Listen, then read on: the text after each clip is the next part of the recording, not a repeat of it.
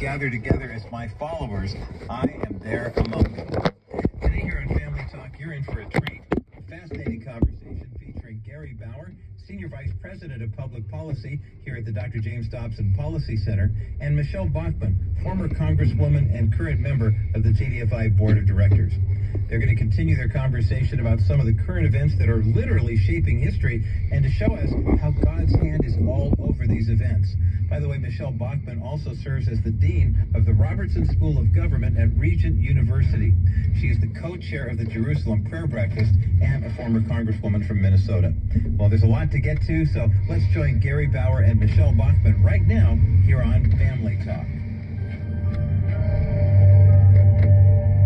Well, welcome back, everybody. I'm Gary Bauer, the Senior Vice President of Public Policy here at the James Dobson Family Institute.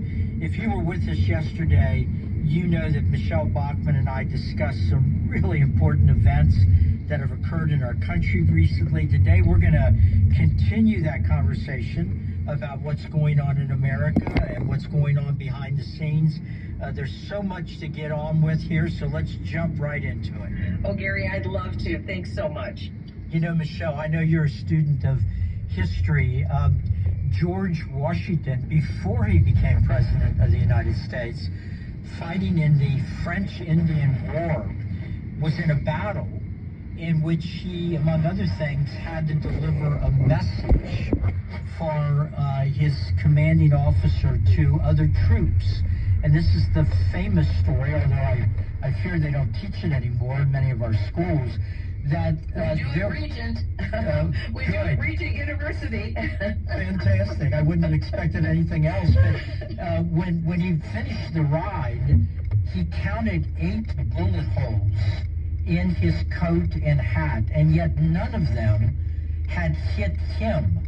And years later, he was in the region again, and an Indian chief that had fought on the side of the French found out that he was there and went to visit him and said to George Washington, "I am the best shooter in my tribe, and I shot you repeatedly, and you never fell off your horse. I told my braves and the French to stop wasting ammunition because you are protected by the great hand in the sky." Now, the interesting thing about this, Michelle, is that that event with George Washington was only about 50 miles away from where I believe and you believe God's hand protected Donald Trump from that assassination attempt. So God does act in the affairs of men, and I think he particularly has acted repeatedly and to the benefit of the United States. Absolutely. So can you imagine what would have happened if that assassination attempt would have worked?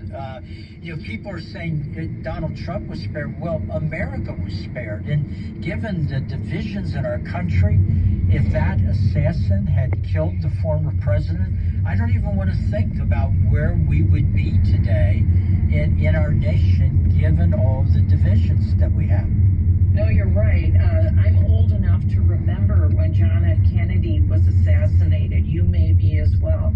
Yes. And we remember that all of America changed that day when the assassin's bullet did take out John F. Kennedy. America was fairly innocent up until that time, in November 22nd of 1963. After that, we were a very different nation. It took the nation a long time to heal from that assassin's bullet. That's why none of this made sense with what happened on that day in Butler, Pennsylvania, Saturday, July 13th. It's impossible that literally every safety precaution wasn't observed. It's literally impossible. It's almost like, Gary, remember during the Israeli war, you and I had talked about this, when Iran had sent, it was actually over 600 missiles, but over 300 penetrated Israeli airspace. These aren't small missiles. These were huge ballistic missiles.